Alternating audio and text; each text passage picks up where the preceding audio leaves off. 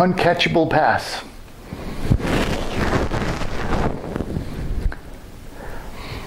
The most important thing about this signal is actually how rare it is. It's generally misused, abused way too much. You have to have two preconditions to even consider using this.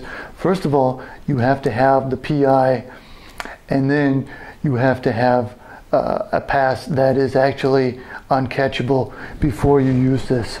So the signal actually means, yes, I had pass interference, and no, I'm not going to call it because the pass was thrown way out of bounds or incredibly too deep. So keep in mind that when in doubt, the pass is always catchable.